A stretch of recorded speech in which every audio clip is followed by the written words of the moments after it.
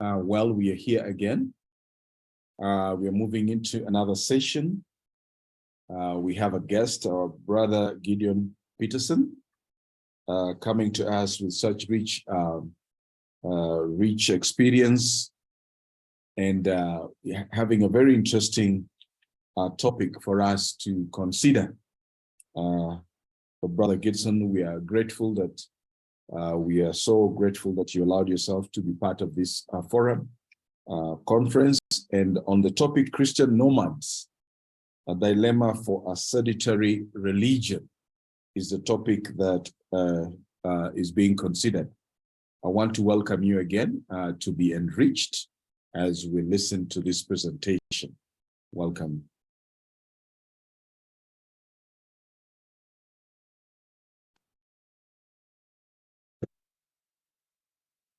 Good morning. Thank you for the invitation to join you on this very special 5th conference for the seminary at AUA. Allow me to share my screen as we get going this morning.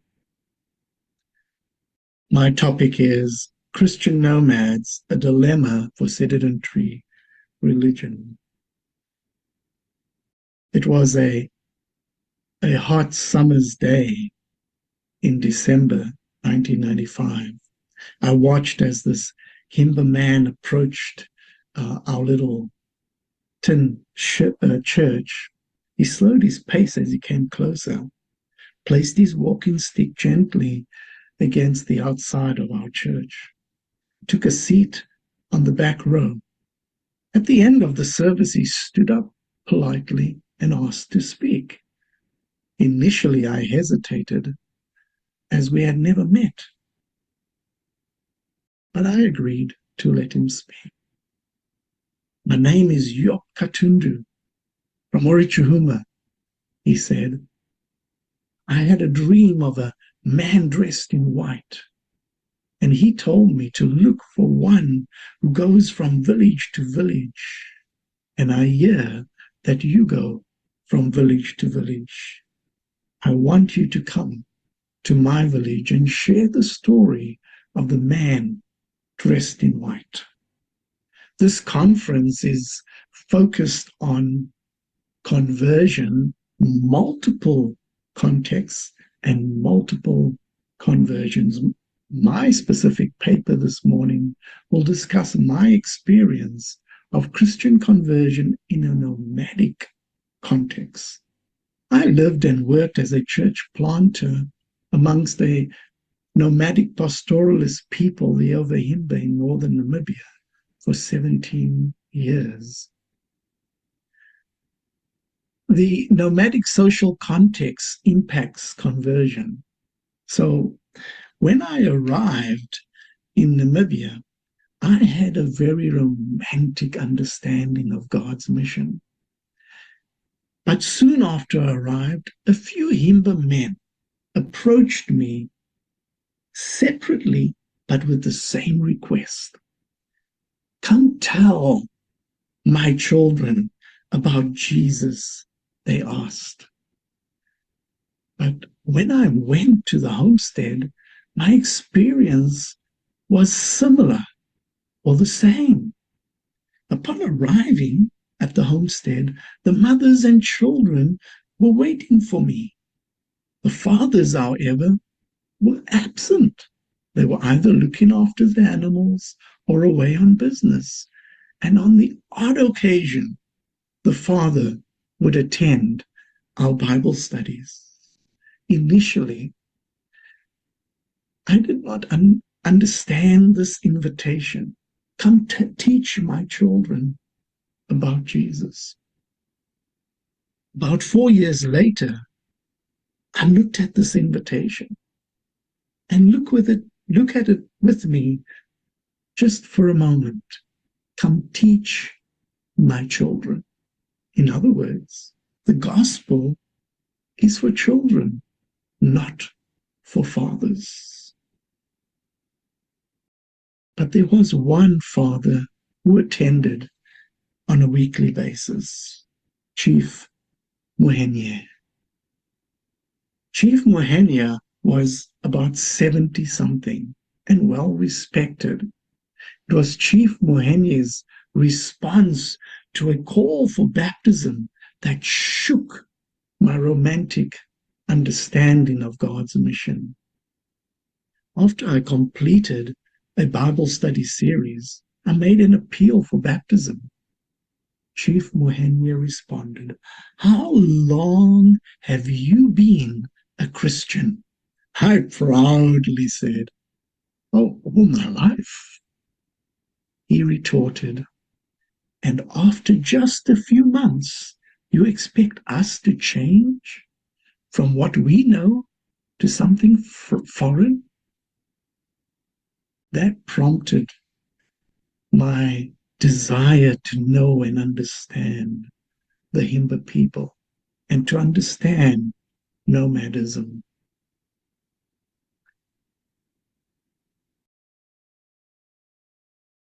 There are some lessons I learned as I studied.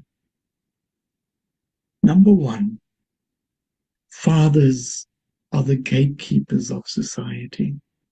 In a nomadic society, there are two levels of fatherhood.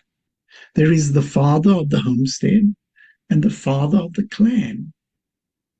This is essential to understand the social context. The father is the leader of his homestead, that is, his immediate family. He is the final decision maker for his homestead, for his family. The clan father is the clan leader and spiritual leader of the whole clan. The homestead father is under the direction of the clan father when it comes to important matters, including spiritual matters. For the Himba, fatherhood is therefore not just a social role, but also a spiritual one. As individuals, connection to God is typically in the context of a group requesting blessings from God. That group can be the family or the extended family. And this is mediated through one's biological father to the clan father, to the ancestors, and then to God. So central to a clan member's responsibility is not offending the ancestors. If you do that, it shows disrespect, and the ancestors will be disrupted in their role of mediation for the clan. And this has heavy or strong implications for Christian conversion. Second, marriage, the second lesson that I learned is that marriage with children gives one a status in life as well as a status in the life to come. We're all familiar with John Mbiti, who speaks about the living dead. In African tradition, becoming an ancestor or a living dead, in Mbiti's words, gives the family an identity. Chief Moenye had two wives. The first was unable to give him children, meaning he would not be remembered when he dies. Yet at 70-something, they were still together and in a close relationship. As a young man, he took a second wife who gave him children. This gave him status in the community and a future identity as an ancestor of his family. Both wives attended our weekly Bible study. The first wife was open to the gospel message. However, she was restricted in her ability to respond to the gospel. She could only say yes if her husband was agreeable. The missiological challenge of polygamy is therefore a complex one. If we study the life of Abraham, not from a Western perspective, but from a nomadic perspective, we will learn some truths that will guide us in our search to understand a nomadic context. That's from Phillips. Our third lesson that I learned from my studies and from my engagement with the people, is that the holy fire is the center of the Himba life. Paul highlights that an African is born into a religion. In the Himba context, the Okuruo, or holy fire, or sacred fire, is a sacred place that is a symbol of the spiritual connection to Njambi. Njambi is the creator God. It is usually kept, the holy fire, or the Okuruo, is usually kept at the clan father's homestead, but a replica is found at every homestead. It is here that the family will connect with the ancestors, who in turn speak to God for healing, guidance, security, and so forth. This is a sacred space and is only accessible to clan members. Notice how Abraham builds altars wherever he goes to God. And these connect him to his religion. Sacred space in a nomadic context or in a nomadic world is important, as it provides stability, identity, and guidance for the community. I often heard Christians asking this question: how should I, as a Christian, relate to the holy fire? For it is disrespectful to the family and the clan when we choose to turn our backs on the holy fire. The question has a much deeper meaning, and that is, what mobile, sacred place can I take with me as I move around? Where and how will I connect with God?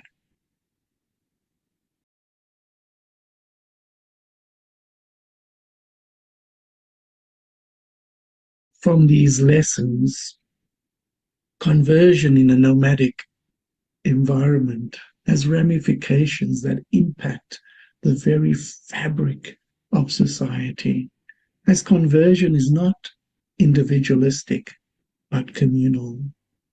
This requires sedentary people to refocus their attention on understanding ancestor mediation and sacred spaces.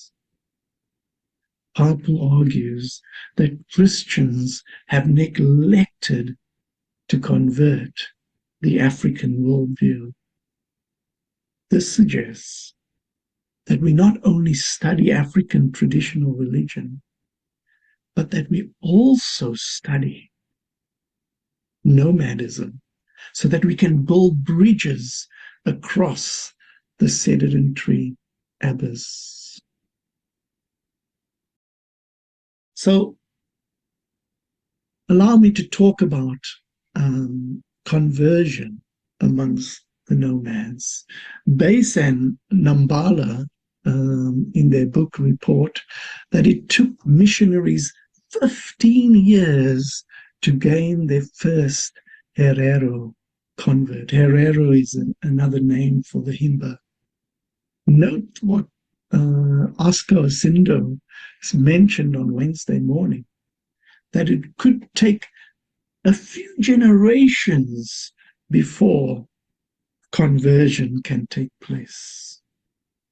Philip says in his book, People on the Move, that the first 25 years are usually an introduction, he calls it, as nomads are suspicious as a people. They don't like new people coming in.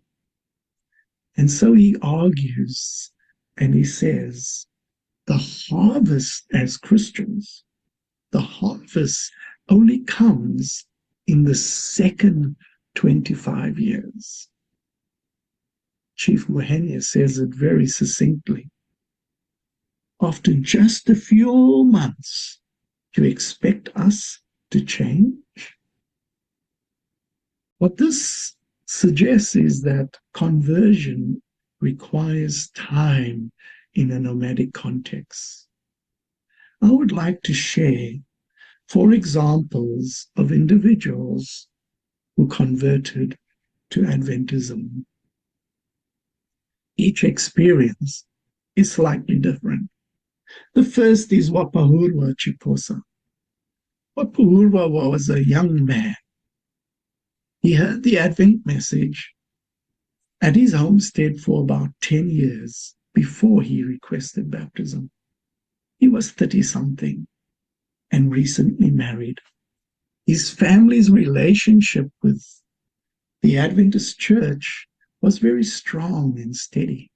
His parents and older brother were in regular attendance at the homestead Bible study and even visiting our church in town, but none of them were baptized. However, once his father died, he made a choice to be baptized. This did not mean he would attend church every Sabbath, nor did it mean that he would return a tithe. He was only starting his discipleship process. Our second example is Hiyachiriwa Chambiru. Hiyachiriwa Chambiru. Chambiru was a young adult in his late 20s. His family was associated with a charismatic church. After running an English language school in his area for about 3 years, he came to me and asked to be baptized. I baptized him in a river that was close to his homestead, and 15 years later, he knocked at the Adventist manse and reminded that he was a Seventh-day Adventist. At that point, he became an active member in the church.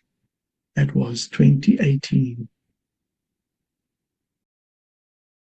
Our third example is the one we started off with, Mr. Yop Katundu.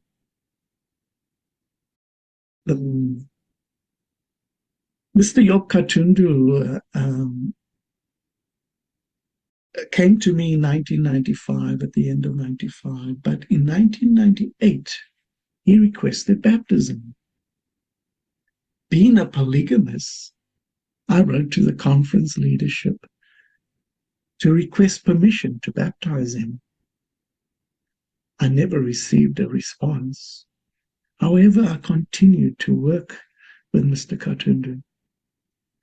Today, 2023, church members still visit with him and his family. He was never baptized, but he converted to Adventism, along with his 2 wives, his sister-in-law, and his immediate family, with his sister and her daughter, and with her daughter's children.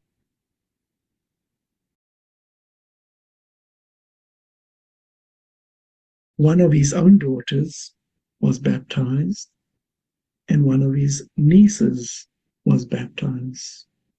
And further, he introduced me to his clan father, his uncle, who accepted the Seventh-day Adventist Church. The final example I'd like to share is Chief Rehodu. Chief Rehodu is the brother-in-law of Mr. Katundu. In 2001, Mr. Rehodu extended an invitation for me to teach the gospel story at his homestead. We visited them on a regular basis. Today, Mr. Rehodu is the paramount chief of the Himba people, and he identifies as Adventist, yet not a baptized member, nor a churchgoer. In 2019, a group of Muslims visited the Himba area for the first time. And as chief or paramount chief, they needed permission from him. And so a group of Christian leaders sent a delegation to Chief Rehodu and reminded him that he is a member of the Seventh-day Adventist Church and should not give permission to the Muslims to enter the area. There are others who converted. However, the challenge for conversion is that we have defined it in human terms based on our denomination, whereas the Bible speaks of repentance as a change of heart. Notice King Saul and King David, how they repented. Eugene Petersen, in his book entitled A Long Obedience in the Same Direction, helps us to see that King Saul's obedience was short-lived. King David's obedience grew over an extended period of time. So, how do we help converts in a nomadic context to grow their faith? Christianity prides itself as being the people of the book. Most nomads or pastoralists are oral, that is, they do not read or write. This is a unique challenge, as most missionaries have a literate background. So putting the Bible into an oral genre is vital to the task of Christian conversion, as it helps people hear the voice of God, as one Himba lady said to me. In 2004, we created the first Himba oral Bible. We took a few Psalms with the help of the Lutheran Bible Society and placed these on cassettes. We created the Psalms using Himba oral genre, such as Ombimbi, Omimbo, Onjongo, and so forth.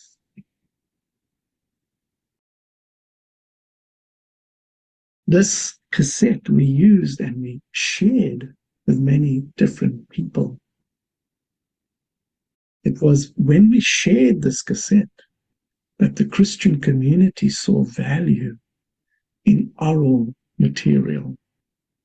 One minister, a Dutch Reformed minister, said to me, "I did not know we could use our local music in worshiping God."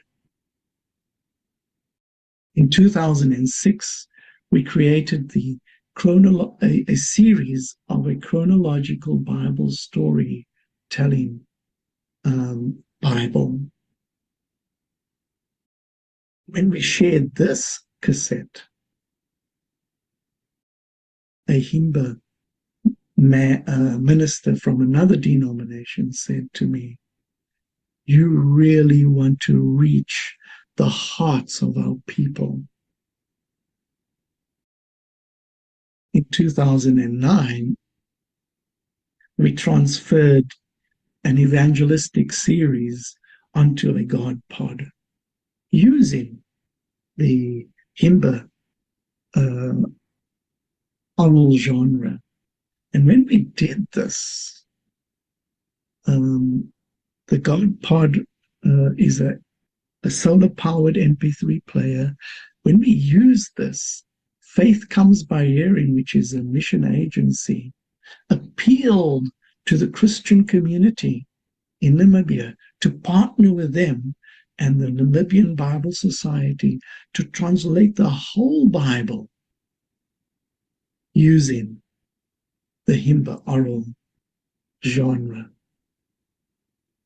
Conversion is not an event, but a process. And the Bible is the text to guide that process. Learning and understanding who God is. Paul says in Romans 10, verse 17, faith comes by hearing, and hearing the word of God. Developing oral strategies is key to growing our members when they are converted. A second way or method that we can use, as we notice from the stories of Wapahurwa and Jambiru, conversion takes place over a period of time because members come and go. They can, as nomads, they can disappear for 2-3 years at a time because of drought and other conditions. So how do we encourage our members to keep walking in faith through these times? Developing oral materials is essential. Malcolm Hunter argues that a church building cannot satisfy the need of a nomadic people. So therefore, I propose a celebratory festival 2 or 3 times a year. This will bring the community together at one central location. Here they can engage like-minded nomads for spiritual growth and development. These festivals can take the form of a camp and would mimic the Himba camp during a funeral or other major events. Here they can learn and discuss their faith journey and encourage each other to keep growing in their Christian walk. We did a pilot camp meeting in 2011 at Chief Rohodhu's homestead. But going forward, we need to rethink our theology of baptism. Sadly, denominations use baptism as a sign of conversion to enter their specific tradition.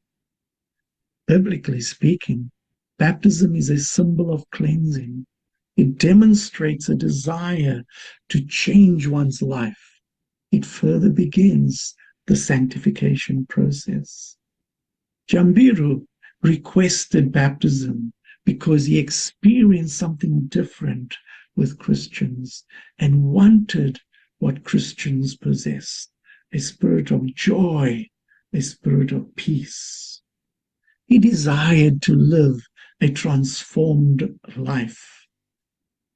We washed him and buried him in the watery grave, according to Romans 6.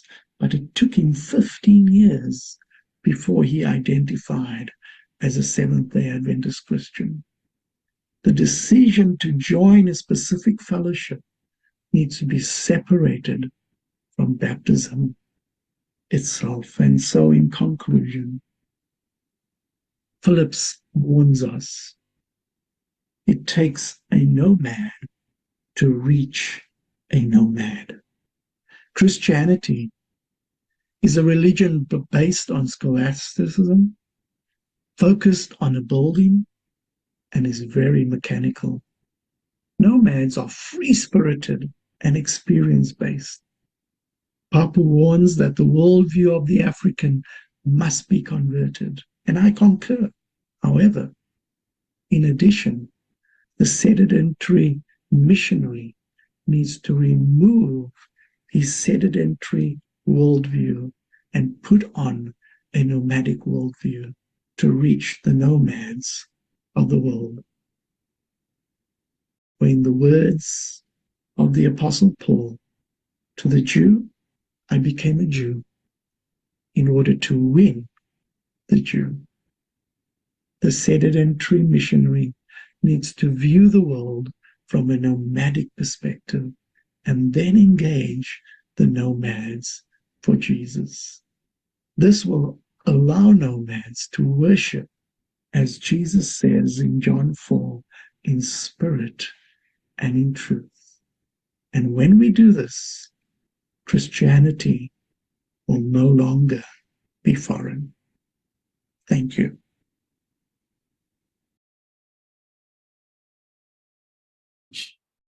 Thank you so much for that very practical presentation, Dr. Gideon. That was beautiful. It's only that time is against us to be able to explore much more about the orality of African culture and how much we need to inculcate it in our mission. I hope that you'll be around still to respond to some of these questions, but you could just say something before we transit in the next. We don't have even a minute, but just to allow you to say something. Well, thank you for the opportunity. And as you said, there's a lot we can learn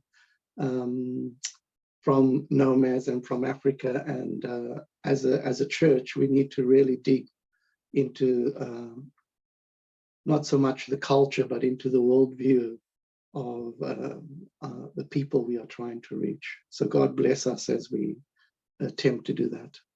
God bless you in your nomadic life as a missionary. God bless you so much. We are invited to move to the next session, given that we have no more time. Thank you so much.